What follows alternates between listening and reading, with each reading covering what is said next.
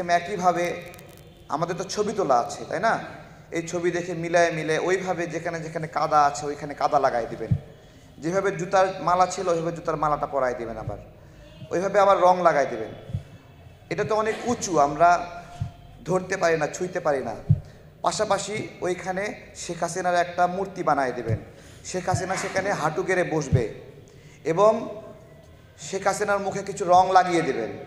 এরপরে ওইখানে ওই বেদিটার নাম হবে থাপ্পড় মঞ্চ।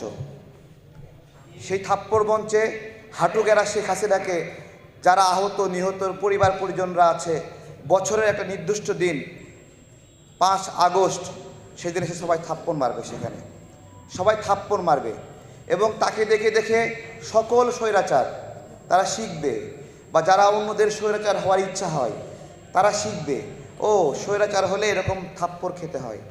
বছরের পরে বছর, যুগের পর যুগ এই থাপ্পড়ের ঠেলায় আওয়ামী স্বৈরাচার আর কোনোদিন ফিরে আসতে পারবে না।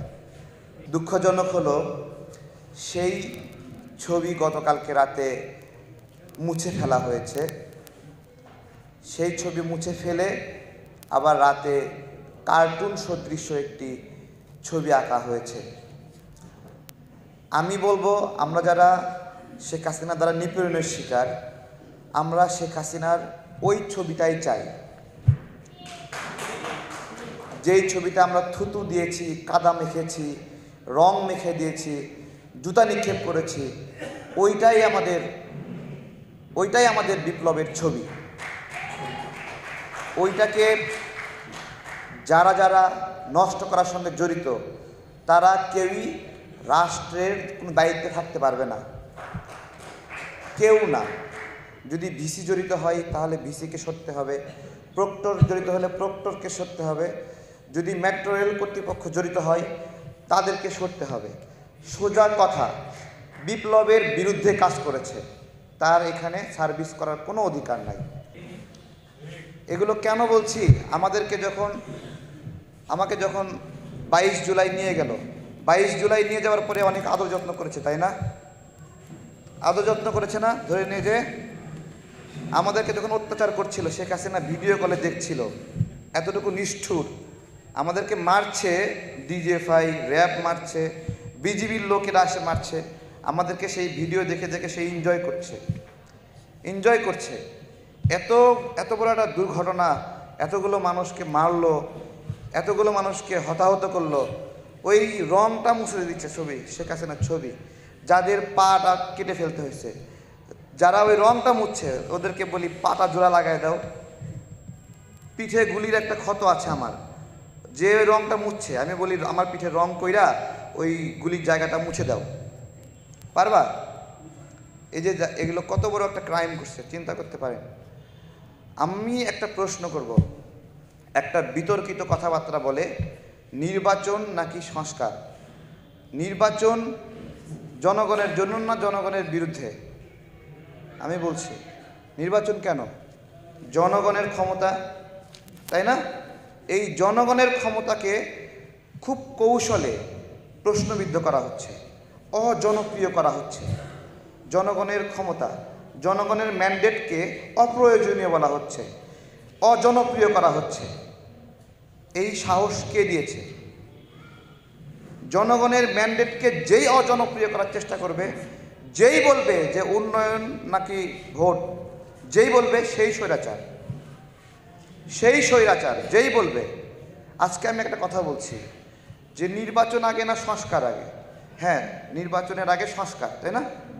সংস্কার আগে না? আরেকটা প্রশ্ন রাখছি, সংস্কার আগে নাকি আওয়ামী লীগ দোসরদেরকে হটানো জরুরি?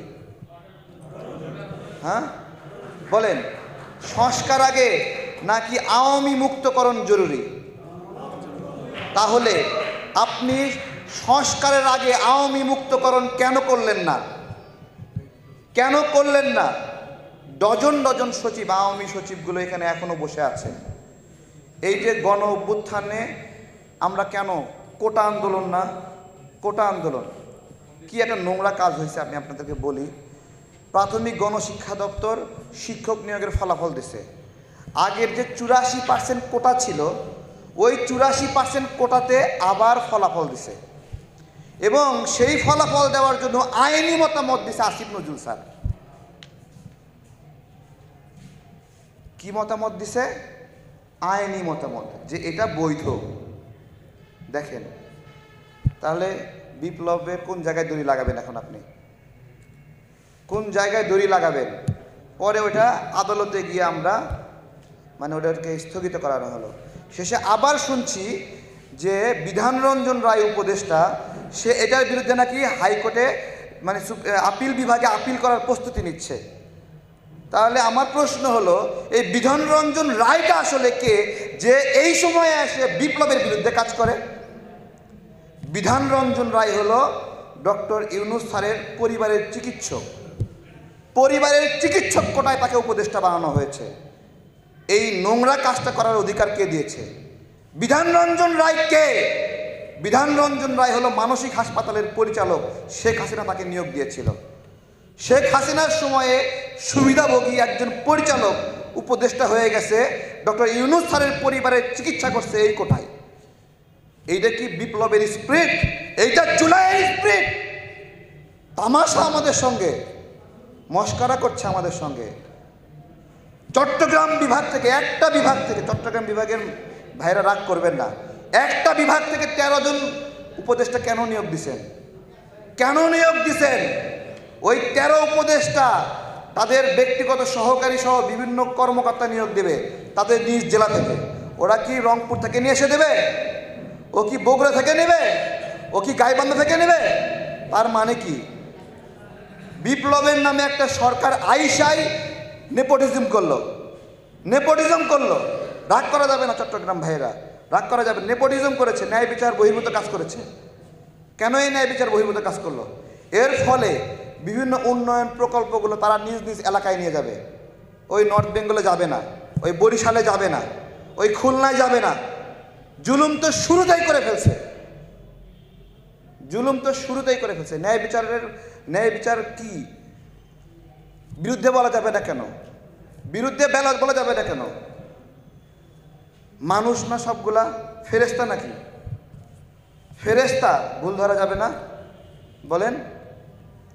আমরা এই কথাগুলো বললে মন খারাপ করে যে আমরা জুলাইয়ের স্পিরিট ধারণ করি না। জুলাইয়ের স্পিরিট কিভাবে ধারণ করব? কিভাবে ধারণ করব? বিজিবি গুলি করতেছে, পা এভাবে স্ক্রল করতে করতে চলে যাচ্ছে, আঁকা বাঁকা চলে যাচ্ছে। পাশের একটা পড়ে মরে গেল, এই পাশের একটা পড়ে মরে গেল। উপায় না পেয়ে শুয়ে পড়লাম। ওইখানে রাস্তার মাঝখানে ডিভাইডার, শুয়ে শুয়ে দুইজনকে টানিয়ে নিয়ে আসলাম। একজনকে নিয়ে যাওয়ার পর আরেকজনকে নিয়ে আসলাম।